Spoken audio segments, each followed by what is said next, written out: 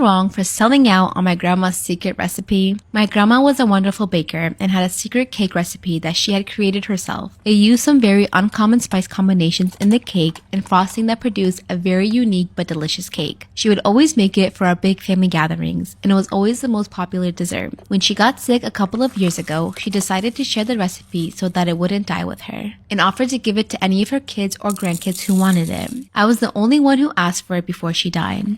I don't know why no one else did, as there were several other bakers in the family. After she passed, I took over bringing the cake to family gatherings, and everyone was happy to still be able to enjoy it. I also started making cakes for friends and family, and then for others by word of mouth to make some extra cash on the side. My business was really starting to pick up around the time the pandemic hit, as people who had my cake recommended me to their own friends and family. It soon became too much to keep up with my tiny home kitchen, so I reached out to a friend who had a catering business with a professional kitchen. Since her business took a big hit with COVID, I made a deal to use her kitchen to make my cakes and help supplement the takeout business she just started to get by. My cousin Jane recently found out that Grandma's recipe was one of my best sellers and said that I had no right to sell out Grandma's recipe, especially after keeping it all to myself. She had asked for it late last year, but I said no. I told her that since she had the chance to get it from Grandma before she died and didn't seem to care enough to bother then. Since Jane had lost her job, she decided to try selling cakes too, which I think is why she had asked for the recipe. Unfortunately for her, it's not going well. The reviews on her cakes have not been good, and no one has been recommending her. Jane said that the only reason my business was doing well was because of Grandma's cake, which she wanted to sell too, and my access to a professional kitchen. That's kind of how a business works. Yeah, she's doing well because she has the means for it. You don't.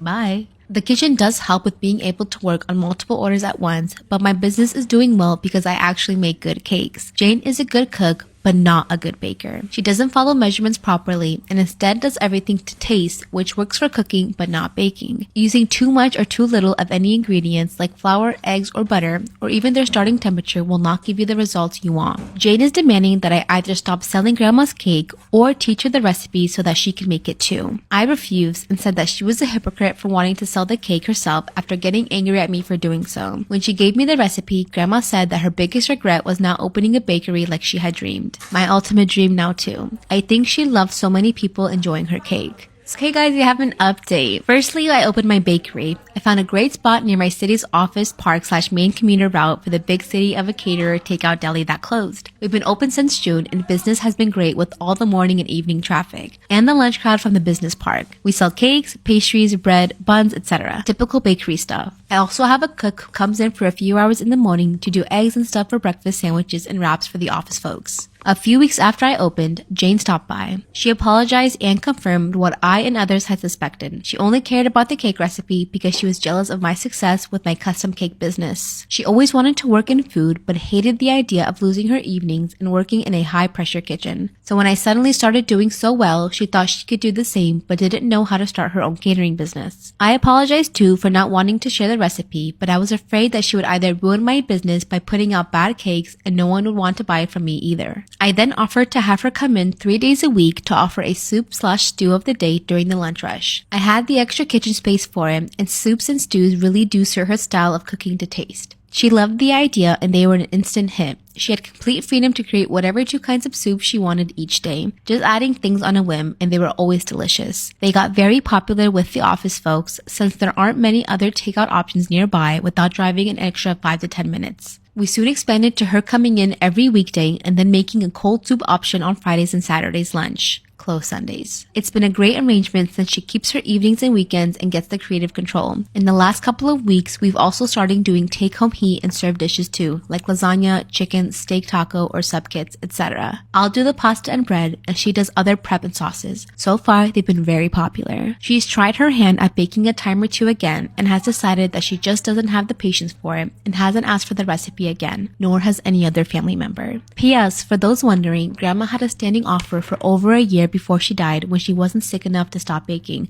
for anyone to come over, and she'd personally walk them through the recipe. She was very sad and disappointed that I was the only one who did so. The other bakers would always make excuses about time or say later. Shortly before she died, she said that since I was the only one who bothered, the recipe was mine now. It's still my best-selling cake. Tomorrow, I'm going to ruin his life. Story time. I've been with my boyfriend for 3 years now. We had planned on getting married when our lives had settled down. I love him more than anyone else in this world, and I've sacrificed so much for him. I've moved away from home, turned down jobs, and it was all just so I could stay with him. I stood by his side when he decided to go back to school, and I just gave him the world. Then he cheats on me. I found out over a month ago, but the scumbag got cocky. And I found out he was cheating on me with 2 different women. One of them is a TA at his university, and the other one is his best friend's girlfriend. Write this post choking back venom. I loved him so much, but now he'll be the world I burn to nothing. So I paid for everything since he quit his job last year to go to school. No, I was more than happy to help. I make enough to support us both. The only upside of it is that all of his student loans are in his name and have no connection to me. It'll hurt to push the scumbag out to sea, but I'll survive. So I've held out for a month, which is enough time to plan what I like to call the day his world burns. So tomorrow we are hosting a party. I've arranged for his family to come, but unfortunately my family can't attend. I've packed everything valuable already and the suitcase is in the back of my car. So my brother will come and pick up the car during the event tomorrow, which my boyfriend would normally drive himself to school in, even though the car is in my name. The joint account, which is all my money anyway, is already empty. The event will be great and he thinks it's so that we can announce our engagement to his family. However, what will happen in reality is this. I will announce my departure from his life. I already have a new job lined up which is in a different state. I'll start by showing him the screenshots of what he said to these other girls and the many other degenerate things his mind came up with. And then these will all be passed around the room. I will then hand him the notice to vacate as I've already broken our lease. We need to be out of the property by the end of the month. I will then end off by saying that I've reported that he was sleeping with one of the TAs from one of his classes last semester, and that I am really sad that I won't see the fallout from that situation. Oh, and his friend also has a message for him that I will deliver, informing him that his friendship group never want to see him as well. And with that, I will leave, and I will not look back. Are the story times of the weirdest situations and like places I've been when I've met you guys. This first one, a couple weeks ago, I was like, I need to go get a bikini wax. The bitch is going on vacation and needs her pussy raw. Wait, what? Bald. I meant bald. I like booked this location or whatever. I'm in there and I'm laying down. You guys need to keep this in mind that like I kind of had like freshly shaven. Like I low-key probably shouldn't have been getting a wax, like it was too soon, but like I just needed to because I was going on vacation. Get in there, I'm laying down, I'm in that butterfly position, and like, cause she's like, get in butterfly, and I'm like, okay, whatever. So I'm out there, my vag is out, like my labias are to the ceiling. Starts powdering my vag, and she's like, this might be really weird, but like, I'm such a big fan, like, I love your TikTok so much. Like, the woman is basically talking to my clit at this point, like, swear to God, like, cause, like, and she's saying everything. I'm like, oh my God, thank you. Like, I really didn't think anything of it. I was like, oh, thank you, like that, So, like, the normal way that I am when I meet one of you guys, it does hit me. It's like, oh my God, like, this woman is seeing the, like, no man has even seen my vagina like this. You know what I mean? Like, this woman is getting, like, a full view. We have never been more intimate. Like, unless she's my fucking gyno, like, we have never been more intimate. Here's where things get so fucking embarrassing. We're, like, talking about my TikToks. For some reason, we're talking about Instagram fucking Reels. I don't know why. She starts waxing me, and it is the most painful fucking wax I've ever had in my entire life. I'm like, this girl just told me she loves my videos. There's like absolutely no fucking way I'm gonna act like a little bitch whatsoever. But like, it was genuinely so fucking painful. Like every rip, she'd be like, breathe. And I was like, no, I'm like so good. Like Instagram Reels are like such a good way to grow. Like I don't know what the fuck I'm saying at this point. That girl like definitely thinks I'm obsessed with Instagram Reels. Cause like there was really no reason for me to be talking about it that much. But when you know when you're in like so much fucking pain and like you can't really think of anything else but like besides whatever the topic just was. I somehow got on the topic of Miami with her. And like literally, I kid you not, she's like going down to the labia. It's 20 times more fucking painful. I'm literally going through it. And I'm like, I love Miami. I'm pretty sure I probably like told her some like really deep dark secrets about me in Miami. Shit the bitch didn't need to know because I was just in like so much fucking pain from this wax. Wax is over. She's like, see, like it wasn't even like that bad. I'm like, no, like I'm so good. Like it was too good. It was too good. I like literally wanted to fucking cry. Like that poor girl had to one, like make eye contact with my labia, and then two, listen to me talk about Instagram Reels in Miami and like panic. Love you, girl. Like you did slay that wax. Next one was when I was with Sissy. So Sissy and and I, it was right when Sissy moved, we're getting dinner at this little restaurant, and for some reason, Sissy and I are like just joking around, fucking around. We were talking about how Sissy was gonna start working for me and like what that was going to look like, and then just like in the future. We were talking about California, and I was like, one day I'm gonna live there, and she was like, well, I'm not coming with, and I was like, well, then you're gonna be fucking unemployed. Like, I was just being a bitch, and we were just like being bitches to each other. She's like, fine, I'll be fucking unemployed, I don't care. She's like, I'll sue you. I'm like, sue me, bitch, sue me for whatever, like, I'll fucking sue you. Just like normal sister things, like, but like we're sounding like psychopaths. And then we started talking just like mad shit about, I literally thought, I think it was about my mother. Whatever, I'm just like that bitch, like I will always say the most out-of-pocket things in like the weirdest situations. I just never would think anyone is listening to me, and like I just don't give a fuck. Like I probably was like going into detail about like just the most absurd things, but I remember Sissy looking at me and saying like, you should like quiet the fuck down. Like imagine if someone heard our conversation. I was like, oh my god, they'd be fucking horrified. Like imagine if they heard this conversation. Like I probably sound like such a fucking bitch. We were just arguing about like California,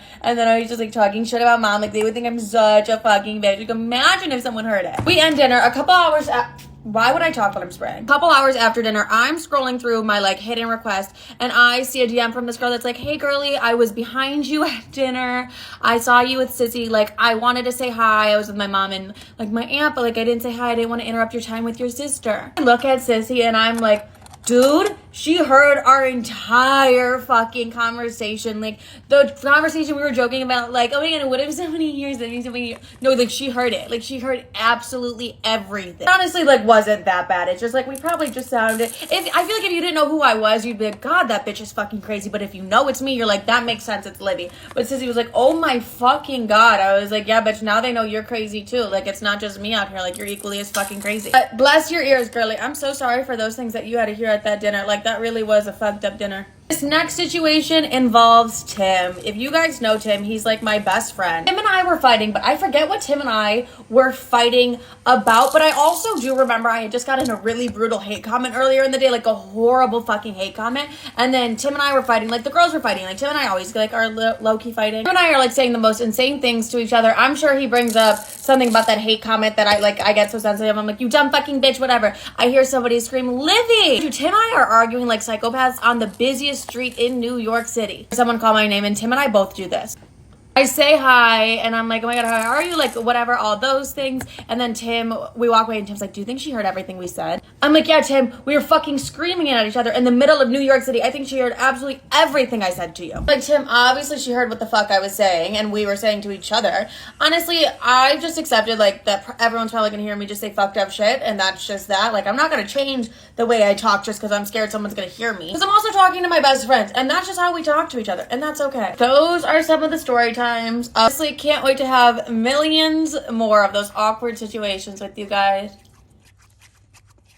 My husband, 33 male, told me he's no longer attracted to me, 27 female. I'm currently pregnant with twins. I don't know what to do, if there's anything I can do. This is basically my last resort before considering divorce. We have been together 7 years and married for 3. This is my very first, planned, very on purpose pregnancy. I've never been with anyone besides my husband. He was my first kiss and everything else. He, on the other hand, not so much. I have a pretty high sex drive and so does he, so going 2 to 5 times a day, if we have time, is pretty normal for us. After I hit around the 12-week mark of my pregnancy, he stopped initiating sex or responding to my sexual advances. It hurt, but he said he was stressed due to things at work, so I stopped making any sexual comments for a few weeks because I didn't want to add any extra pressure to his life. A few weeks passed and I mentioned that this is the longest we've gone without sex, just trying to see where his mind is at, and he said, why does it matter? Are you cheating on me? Which took me for a loop. I don't take cheating accusations lightly and feel like if you say that, you should be ready to stand on it. It's insulting to my character, demeaning, and honestly downright disgusting. I told him those and how it made me feel, and he just got quiet. I told him I would never cheat. I'm not pathetic enough to do that. If I wasn't happy with him, I would just leave him. I have every ability to do so. He got emotional and said he was stressed out about money and some petty debt around $5,000. So after we finished talking, I was thinking of a way to help him be less stressed, so I sent him $7,500 from my savings. I've been working full time for over 10 and something years at this point and started investing a few years ago, so my savings account is comfortable. I told him I sent it to him and he asked why, and I said, the debts. And he said, what debts? I just stared at him and was like, the ones you just cried in my lap about? He says something like, oh yeah, sorry. I'm just so off today, and goes to sit on the couch. The whole thing felt so weird, so I went out and asked him details about the debt. After 20 minutes of back and forth, he finally admitted he isn't stressed about debt and isn't having any money problems. He just isn't attracted to me anymore. I asked him what about me has changed since the last time he was attracted to me, because I'm pretty sensitive about my body image. In my entire life, I have never shared these insecurities with anyone, not even him. It's something I always kept to myself. But even with my current body, I honestly don't think I look that bad. So far, I've gained only 25 to 30 pounds and I'm still working out and working full time. So now I'm almost mad because I didn't get fucking pregnant on my own, and last time I checked, I wasn't the one begging for a kid for the past 2 years. I'm giving him 2 and now he's saying I'm ugly because of my belly? Pregnancy hormones and whatnot. I started crying a little, but wiping them away as fast as I could because I was more mad than sad. He said it's not me, it's the pregnancy, and he's concerned about the long-term effects to my body after seeing videos of postpartum bodies and C-section scars. Then told me it wasn't fair that I was upset because he's having a natural male reaction, and I'm manipulating his feelings. He's never said anything like this before either. I asked him to explain what a natural male reaction is, and he said what makes a guy hard and what makes a guy not hard. I asked him to go stay with a friend for a night or 2 so I can have some space, and he's staying at his sister's, who called me and asked what happened because we never really fight. I don't know what to do, really. I'm exhausted from everything already, and this on top of it is just making me feel even worse. I've been crying all day and don't have anyone to really talk to this about, so any advice would be very helpful. Thank you. Okay, she does have an update. He has already sent the money back and it's showing pending in my account already. I have looked through his laptop that is synced with his phone, our home office, and our financial statements.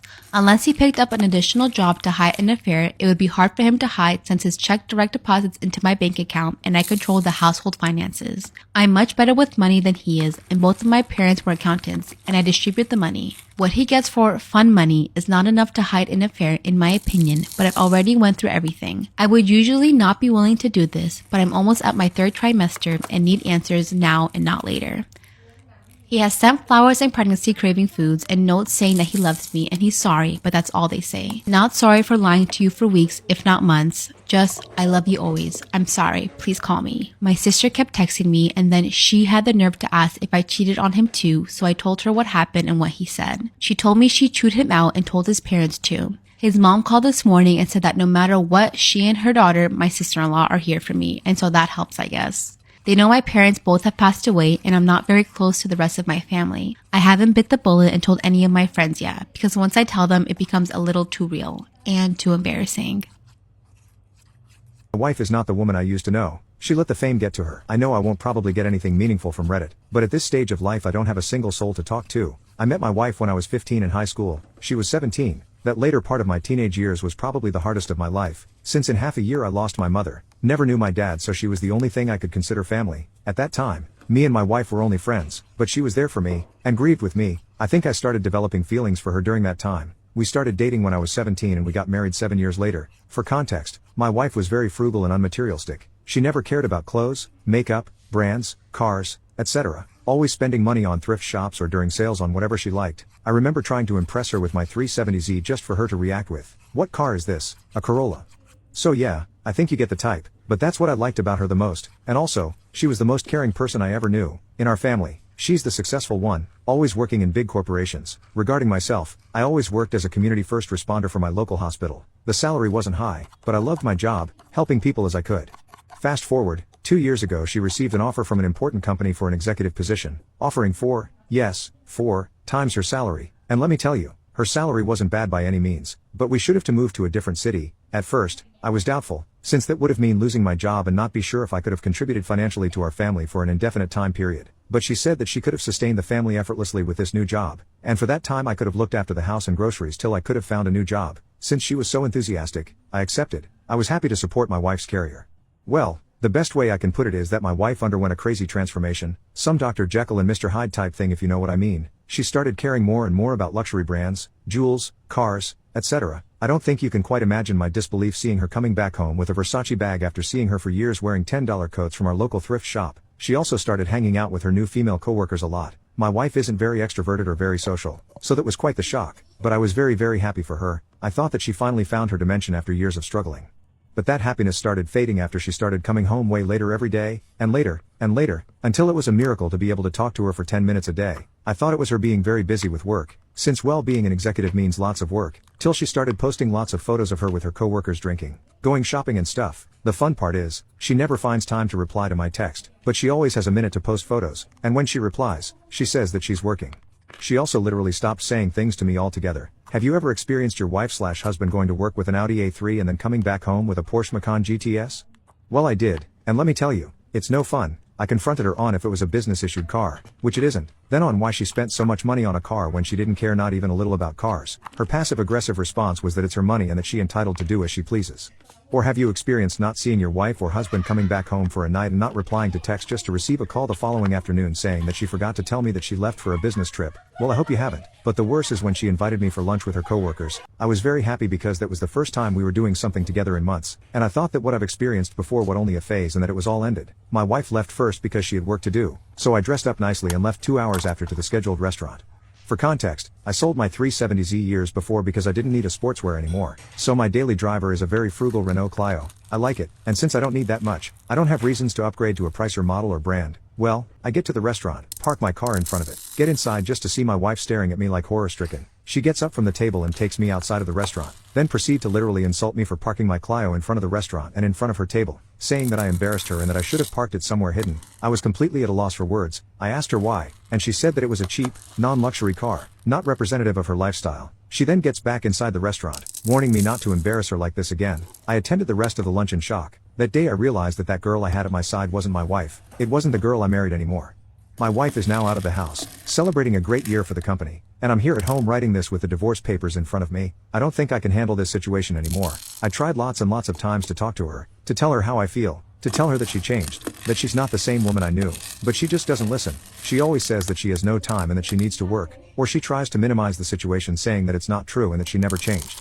She wanted kids, now she doesn't want them anymore, saying that they would rob her time from her career. She wanted to travel, now she doesn't want to do it, for the same reason. Is she really the same woman I married?